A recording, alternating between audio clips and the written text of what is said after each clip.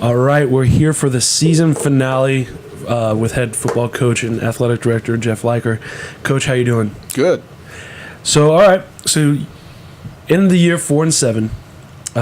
Started off, what was it, 1-4? So, I mean, we had some momentum going into this last half of the season. From your point of view, kind of break down your season. Well, we got out to a 1-2 start actually, then 3, 4, 5, 6. Right. We got to where we had a QB issue, and we were down to our 4th and our 5th. So all that kind of happened all at once that we struggled, with the quarterback scenario. Then the more game time we got for Aloysius Jackson, he got better and better. And then we got Mo back against NEO and half a Dodge, right? And then he broke his wrist or his a bone in his thumb area. But all in all, guys, I mean, our kids, it could have been, right, a tough year. I mean, we made it very interesting when NEO ended up being the Texas champion, and we got a chance at the end to win. We lose by 4. Independence becomes the Kansas champion. We're right there with a pass on the last play. We just come out. Within inches. Come in, yeah.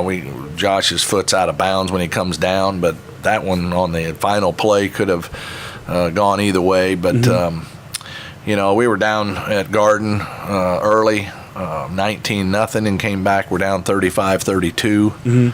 I mean, so all year the kids just kept coming back to work, and we were in every game. Iowa Western kind of got away from us there in the second half. But I mean, they're a top 3 team. They're a good ball club, Right. But other than that, not only are they a top 3 team, but that's also when we started going through a lot of our injuries. Right. We had some injuries during that time, but like I say, we hung in there. The guys just kept battling, and the league was pretty balanced as people played out, week to week. You got some pretty talented kids on every roster. Right. With this newest rule that allowed unlimited out of state. It's still going to be in the future. You got to build a defense, and we really struggled with. We lost Marcus Scott, who was probably one of our best defensive players to a big season-ending injury, and but we kind of had to outscore some people. Right. It just got tough to get off the field sometimes, and we shot ourselves in the foot a number of times throughout the year just on making good decisions. Penalties hurt us a lot, I think, in those critical times when you should be getting off the field, and they throw a flag for dead ball this or unsportsmanlike that. Just heat of the moment things that our guys have got to keep their poise and not give an official a reason to throw a flag on something that. Because referees are like umpires; they're all dumb. At least from a coach's standpoint. We all have opinions, right. But and that's mine. So I just want to. But I saw that a lot in the league this year. I mean, I think every team had those moments that kids wear it, competitiveness. They're out there competing, but those things 1 or 2 times a game, and even in the last game, we have a 3rd and 12, we get a stop.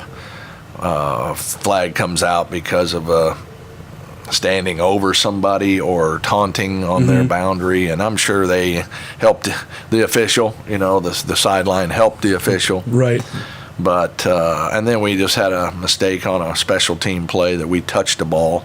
Those are stops that we should have had the ball back, and they've turned into touchdown drives. Right. So, I mean, it's just the little things that can hurt you, But that comes with a little inexperience, like you said. You have a lot of freshmen. We were very young. That's right. We were. I mean, like on the offensive line, we had one sophomore that had played at all last year, and even when Mo was with us, he hadn't played college football yet. Right. But he's talented enough that he showed what he can do when he is healthy.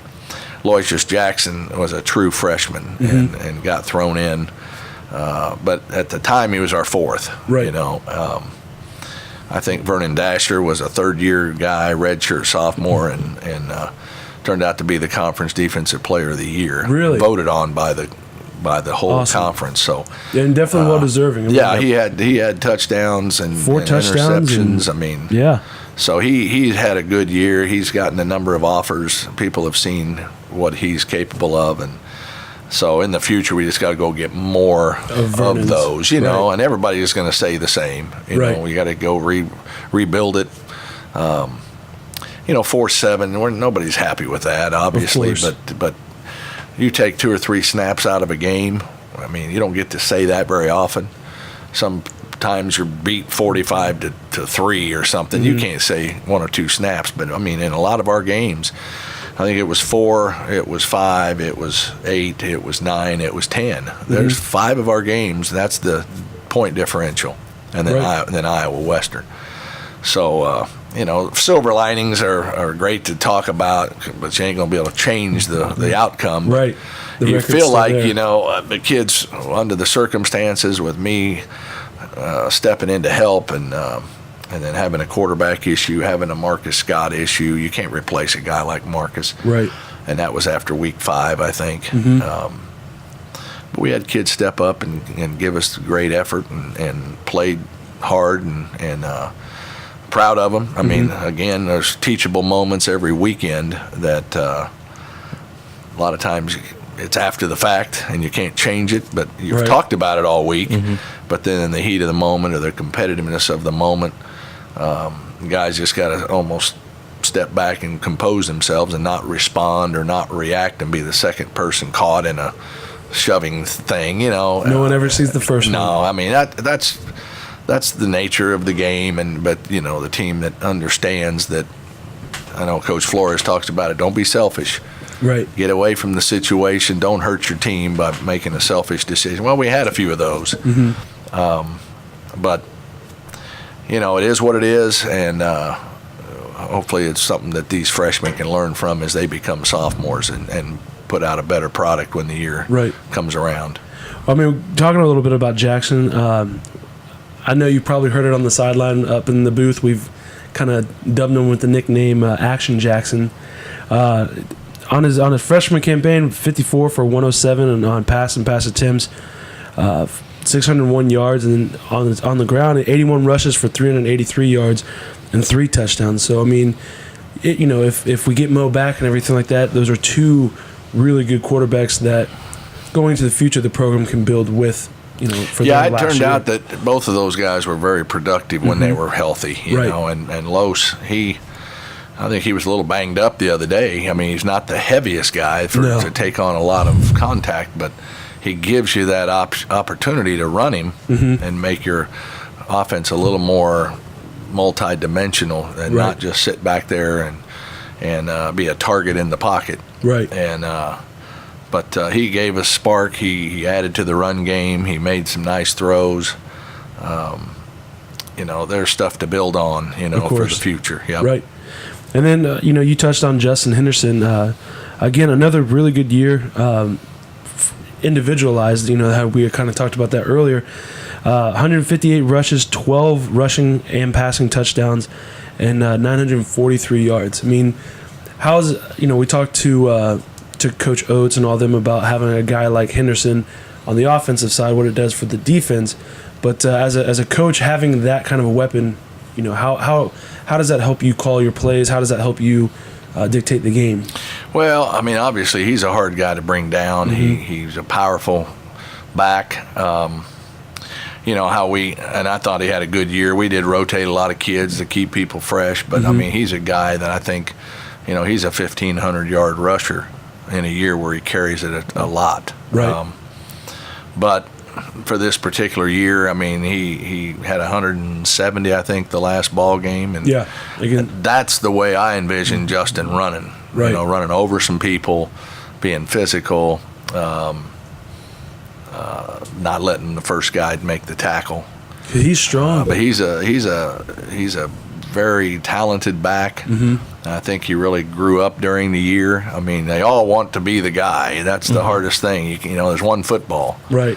But, now we just got to find out, if the kids finish well in the classroom, they'll have some opportunities if they're behind, then they, as a redshirt freshman, he may come back and try again if he doesn't have the offers because of this or that. Right. So we got to see how that plays out. But I thought he had a very good year and a very, very good last game, and really the whole year he got better. Right. And that, I guess that's maybe the term. We got better from the early days. Right. We had Hutch beat, and it just didn't work out. Yeah. We didn't play well against Iowa or Ellsworth. Right. And we managed to get a win defensively against Butler. They gave it away, and we accepted. Right. Iowa Western was a little setback, and then that little 3-game slide after that. But they hung in there and got better. We got better. Offensively. Defensively, I know the coaches will say, here and there we did, but we gave up big plays and this and that. You want to hone in a little bit better on D. As far as a staff, that if they look back and go, we needed to be a little more of a presence, a bend but don't break. I mean, we had some walls break at times, but that's football. It's why you play. You gauge yourself on what you got done. Right. So those are things we got to shore up, I guess, in the future. Yes, sir. In the recruiting, that's where you go shore it up, is go out and find you some ball players that can help you. Yes, sir. And talking about a little bit of the sophomores, I mean, Cooper Lee had another good year for us on the year. And I know I'm throwing a lot of stats out there, but 71 punts for 3,014 yards, which I believe is a school record.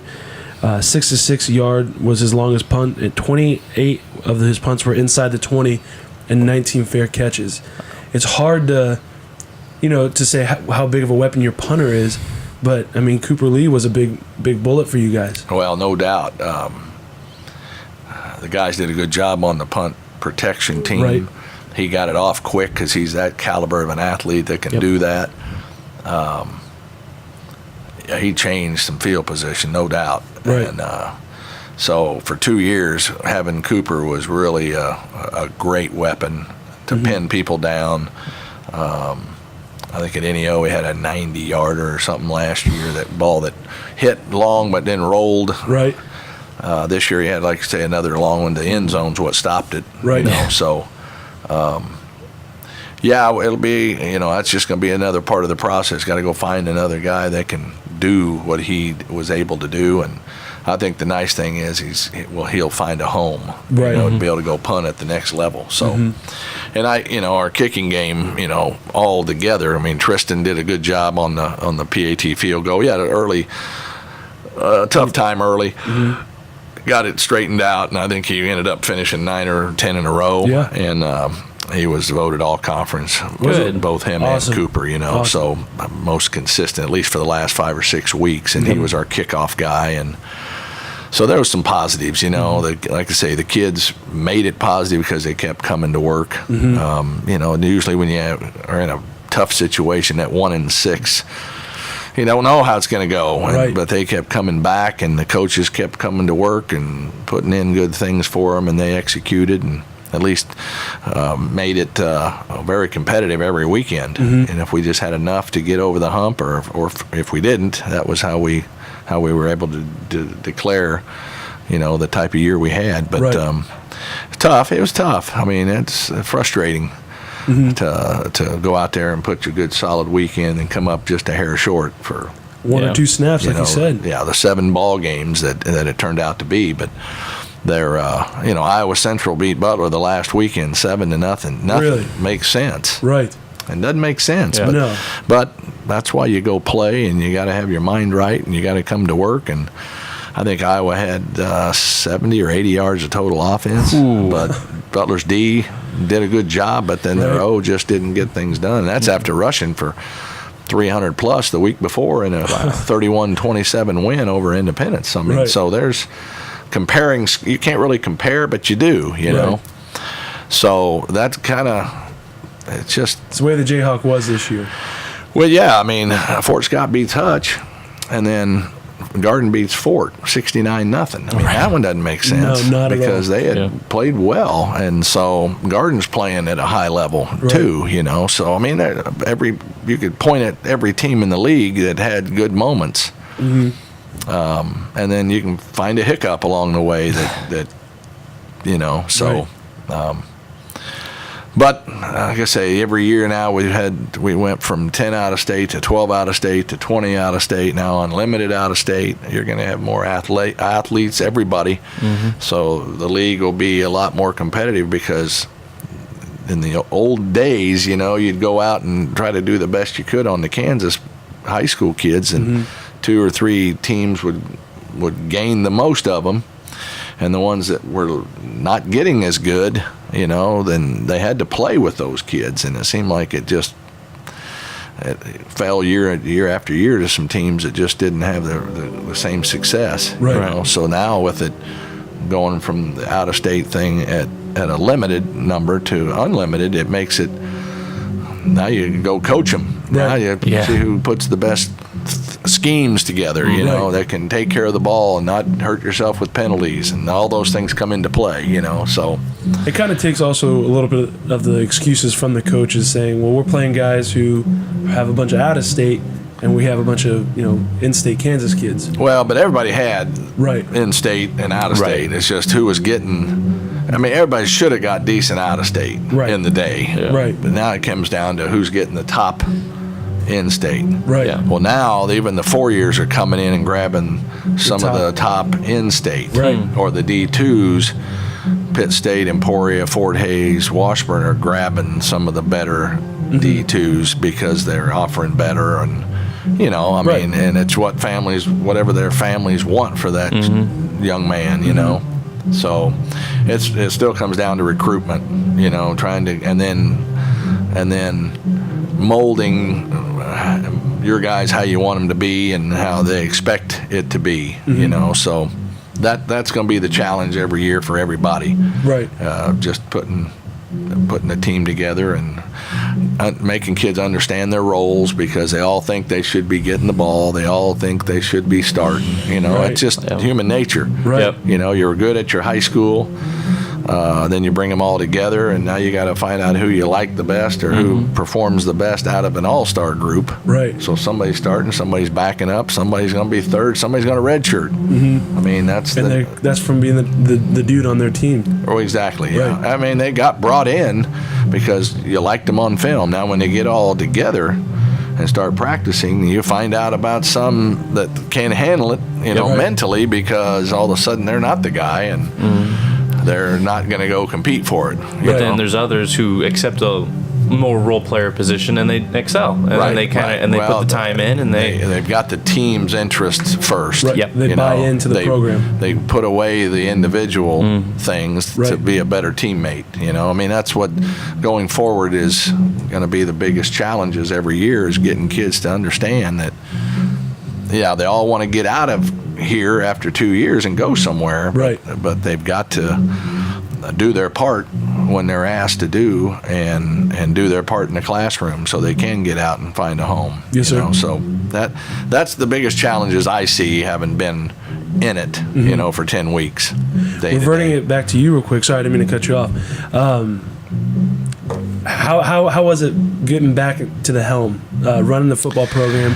Because I did this past weekend. I was down in Dallas, and one of the coaches that I was working with, he coaches at Vernon, but he went to Garden City when you were coaching at Garden City. Oh, really? Yes, sir. And so we just got to talking about it and how you're interim head coach for right now. But how was it for you getting back on the sideline running things? I tried to keep the coordinators doing what they do, because they've been doing it since August, and I didn't feel like maybe it was going to be good for the players if I just come in and say, we're getting rid of this stuff, and we're going to do it my way. That wasn't my intent to help. To give them some guidance, direction, somebody that would finish practice talking with them. But I wanted the coaches to coach their guys, So it really wasn't that different, because in the old days I called an offense, so I was more in tune to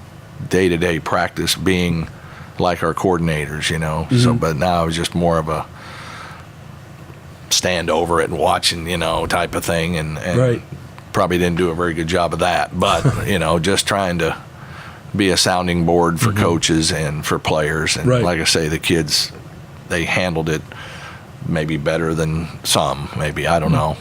They handled it better than a lot of people expected at first. Well, I didn't know what to expect from them initially, but we just asked them to be where they're supposed to be, do the right thing. You know, nothing's changing there. Right. Coach Flores, that's what he expects of them. Just come to practice, do what you're supposed to do the right things on and off the field. Those are the same messages we give. Right. Whoever's standing there, you know. So, and I would assume that all of us, you guys in baseball, that's their message to your guys. You know, be where you're supposed to be, do the right thing. Those aren't real hard rules to follow. No. You know, in life. What, you know? Really?